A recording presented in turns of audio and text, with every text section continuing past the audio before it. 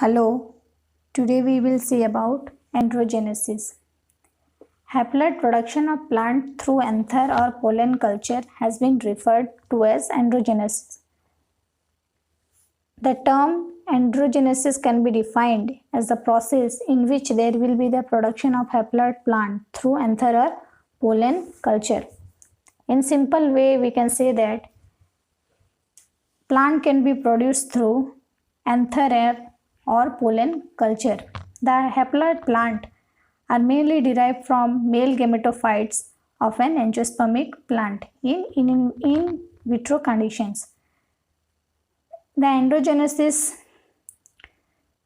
productions can be happened through two methods, that is the anther culture and the pollen culture. That means the androgenesis process can occur through two methods. One is the anther method or anther culture and second is the pollen culture. Coming to the types of androgenesis. Androgenesis can occur in two way or two method or in two routes, that is known as direct androgenesis and indirect androgenesis. In indirect androgenesis, what happens? The pollen grain directly acts as a zygote and passes through various embryogenic stage similar to the zygotic embryogenesis. That means the pollen grain will directly act as a zygote and further after the formation of directly act as a zygote and pass through various embryogenic stage. And when the pollen grain has reached globular stage of embryo, the wall of the pollen is broken and the embryo is released.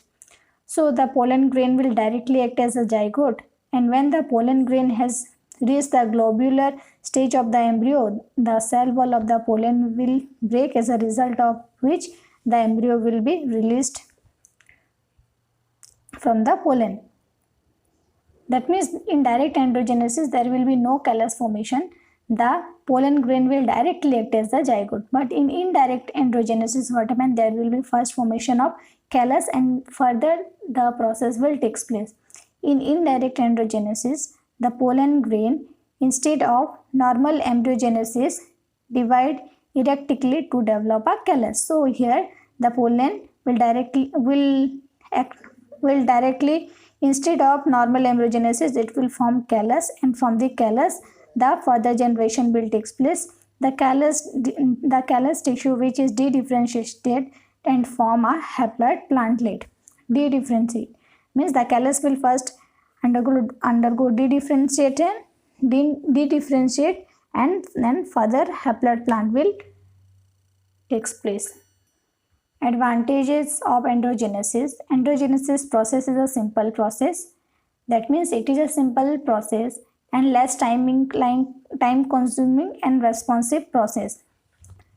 So the 3 points which are at the advantage of the androgenesis are: it is a simple process, less time consuming and responsive process. Coming to the disadvantage of androgenesis.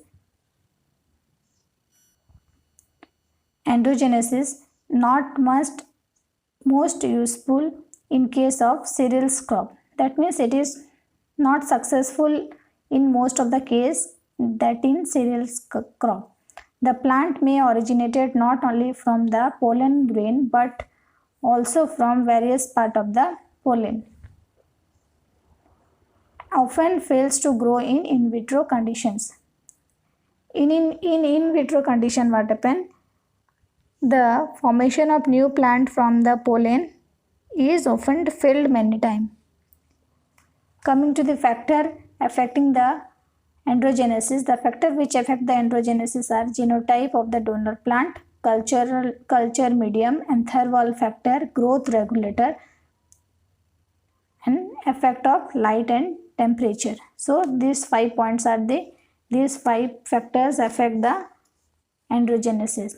That are the genotype of these all are genotype of donor plant, culture medium, anther wall factor, growth regulator, and effect of light and temperature.